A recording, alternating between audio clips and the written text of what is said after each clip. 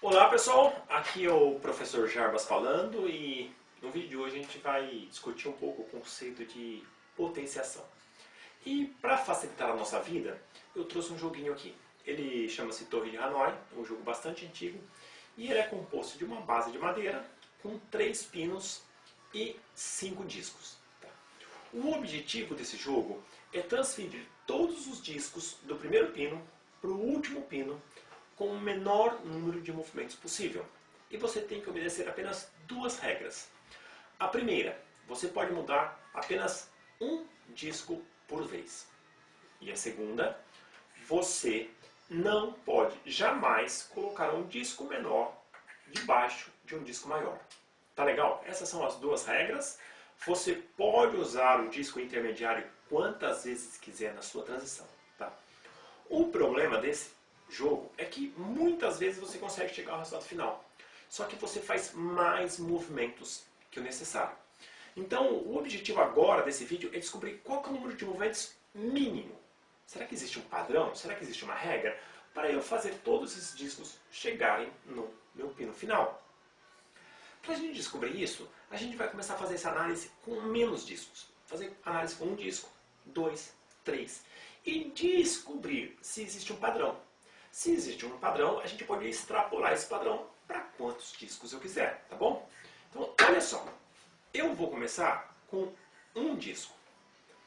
Um disco está bastante óbvio, né? Um disco, um movimento e eu fechei. Certo? Só que eu vou aproveitar que essa situação é bastante simples e discutir uma questão de conceito aqui. Dá para perceber que foi apenas um movimento, mas que foram 2 posições? Olha que interessante. Posição 1, posição 2. Tá legal? Então, a gente vai tentar discutir agora o número de posições. Lá no final, a gente converte esse conceito para movimento. A gente vai perceber que sempre uma posição é mais que um movimento para esse jogo aqui. Olha só. Se eu colocar 2 discos, a situação vai ficar um pouco mais complicada. Olha, porque se eu for direto para cá, eu fico travado, porque aqui eu vou infringir uma das regras. Então eu não posso fazer isso. Então o que eu faço? Eu vou ter que passar pelo meio e depois chegar no final. Vamos contar o número de posições? Posição 1. Posição 2. Posição 3. E posição 4. Então, com 2 discos, eu precisei de 4 posições. Tá legal? E a gente vai continuar com esse conceito. Vamos trabalhar com 3 discos. Bom, contem comigo. Posição 1, posição 2, posição 3, posição 3. Eu não posso nem vir aqui, nem aqui. Então, o que eu faço? Eu volto. Posição 4, posição 5, posição 6, posição 7 e posição 8. Esse é o melhor que eu posso fazer com 3 discos. Tá legal? São 8 posições. Então parece ali que surgiu um padrão. Olha, um disco deu 2 posições. 2 discos deu 4 posições. 3 discos deu 8 posições. Para entender qual é esse padrão, eu vou decidir que cada disco meu vale 2 pontos. Então, isso é 2, isso é 2, isso é 2, isso é 2, isso é 2. Olha que simples que ficou agora. Eu coloco aqui um disco. Ele vale 2. Uma posição, 2 posições. Vamos lá para 2 discos. 2 vezes 2, 4. Então vamos lá. Uma posição, 2 posições, 3 posições, 4 posições. Tá legal? E vamos embora. 3 discos. 2 vezes 2, 4. Vezes 2, 8. Uau, que coincidência. Vamos lá então? 2, tinha uma já. 2, 3, 4, 5, 6, 7, 8 posições. 2 vezes 2 vezes 2 dá 8. Então existe um padrão que relaciona o número de discos com o número de posições que você precisa para resolver. Tá legal?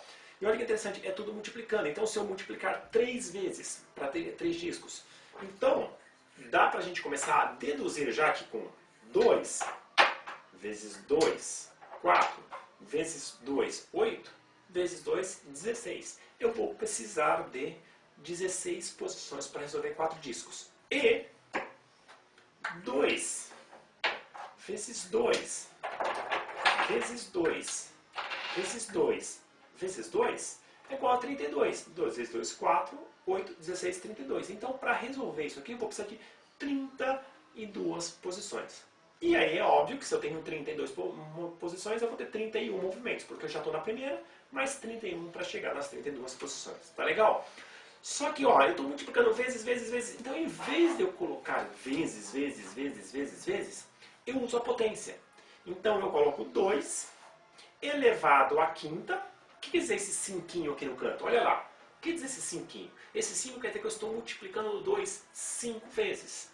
E eu vou chegar a 32 posições. Eu vou fazer essa fórmula um pouco mais sofisticada. Eu vou colocar aqui na frente menos 1. Então, olha que legal. Ficou 2 elevado à quinta menos 1. Então, eu tenho 32 posições, menos uma posição, vão ser 31 movimentos. É o número de movimentos que eu vou precisar para resolver esse caso, a Torre de Hanoi. Olha lá, eu vou colocar todos aqui, já estão, desculpa. Então, vamos lá. 1, 2, 3, 4, 5, 6, 7, 8, 9, 10, 11, 12, 13, 14, 15, 16, 17, 18, 19, 20, 21, 22, 23, 24, 25, 26, 27, 28, 29, 30. 31 movimentos. Isso é resolvido. 32 posições, 31 movimentos. Qual que é o legal disso? O legal é que agora eu posso extrapolar. E se eu fizer um jogo desse com 20 discos? Horas. 2 elevado a 20 menos 1. Tá bom? E aí eu posso extrapolar para a quantidade. E o problema da potenciação é que ela é assustadora. A cada vez que eu colocar um disco a mais, eu vou dobrar a quantidade. Da próxima vez são 64 posições. E da próxima, 128 posições. E assim por diante. Mas, com essa regrinha de potenciação, eu posso estabelecer uma relação lógica aqui e já prever quantos movimentos eu vou fazer nesse jogo, independente da quantidade de discos. Tá legal, pessoal? É isso por hoje. Espero que tenha ajudado. Tá legal?